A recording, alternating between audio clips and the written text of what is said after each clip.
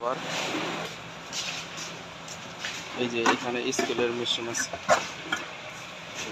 খাবারগুলো মিক্সিং। এই যে স্কুল, এটা কি দিলেন? সয়াবিন, সয়াবিনের খোল। সয়াবিনের খোল।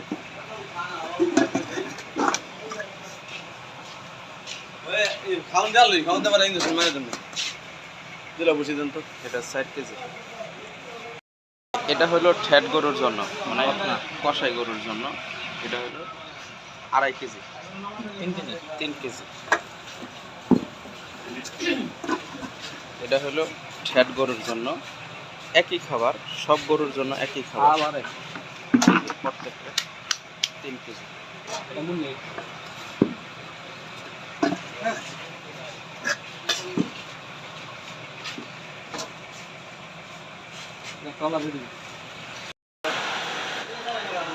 প্রত্যেকটা গরু খাবার দিচ্ছে।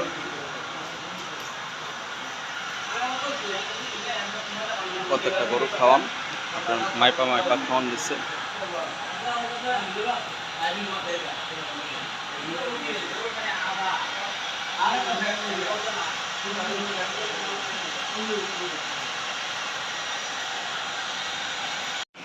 এই যে দর্শক, 4:30 বাজে আপনার পানি খাওয়া শেষ, পরে কিছু শুকনা খের কাইটা দিচ্ছে। আর এখনটাই যে গাভীর দুধ দোয়াইতে বইছে। প্রত্যেকটা গরু 4:30 থেকে দুধ দহন শুরু করে।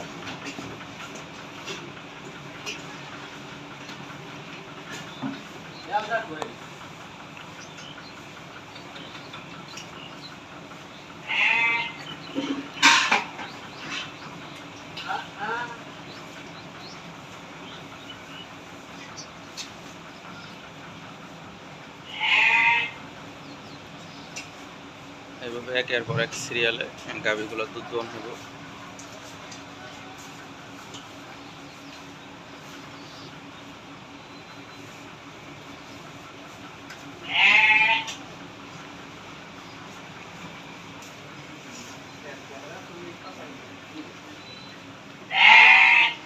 যে ফ্ল্যাগ বিটা দিচ্ছি এইখানে, এই খামারে। আপনারা বাংলাদেশের অনেক জেলা থেকে গাভী কিনেন, প্রতারণার শিকার হন। দর্শক, ইএস অ্যাগ্রো ফার্ম কখনো বাটপারি সিটারি পছন্দ করে না। ইএস অ্যাগ্রো ফার্ম এরশাদুল ইসলাম ব্যবস্থা পরিচালক এবং নিজের সত্ত্বাধিকারী। আমরা দীর্ঘ 17-18 বছর ধরে সুনামের সাথে ব্যবসা করতেছি। আমাদের অনেক কিছু ভুল ত্রুটি হয়ে থাকে। গরু কোন গরুটা, এই গরুটা, এটা একটা শগুন পায়া গরু। এই গরুটা 28-30টা দুধ আছে, অরিজিনাল শগুন পায়া গরু। অরিজিনাল শগুন পায়া গরু, ফ্রিজিয়ান গরু। এই যে জাত মান, এগুলো সব সিরিয়ালে দোয়ান শুরু। প্রত্যেকটা গরু খাবার শেষ, দুধ দোয়ান শেষ, দুধ দোয়াইব। দুধ দোয়ান শেষ পরে কাঁচা ঘাস দিব।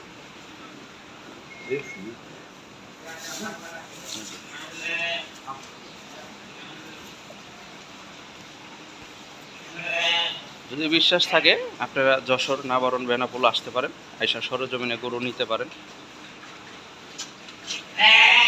গরুর জাত পার্সেন্টেজ দেখে যদি গরু কেনা হয়, তাহলে কোনো গরুর দুধে ফল্ট হয় না। আর গরু বিশেষ করে বেশিরভাগ জাতের উপরে নির্ভর করে, আর হইলো খাবারের উপরে।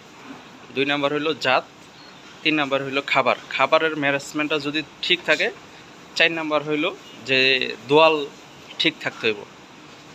দোয়ালের হাতে যদি জোর থাকে, তাহলে অবশ্যই গাভীর শরীরে থেকে দুধ বের করা সম্ভব। এখন খাবার দাবার দেন ভালো, কিন্তু গরুর শরীরে দুধ নাই।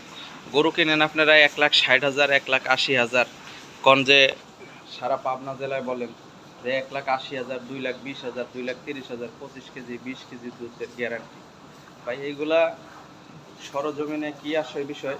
আমার জীবনে অনেক গরু নিয়ে আসছিলাম, অনেক গরুতেই ধরা খাইছি। তারপরের থেকে আমার অনেক কিছু খামার নষ্ট হয়ে গেছে।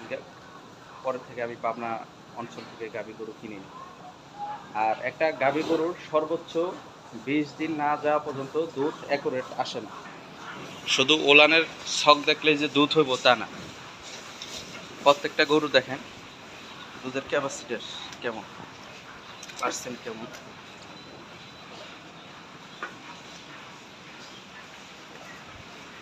জাত কি, মান কি, এগুলো সব কিছু বুঝতে হয়, জানতে হয়। কালো হলে যে জিনিস খারাপ হবে তা না, কালোর ভিতরেও স্বর্ণ থাকে।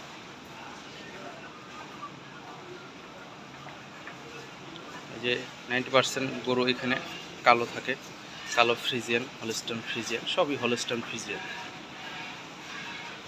ভিডিওটা ভালো লাগলে অবশ্যই লাইক করেন, চ্যানেলটা শেয়ার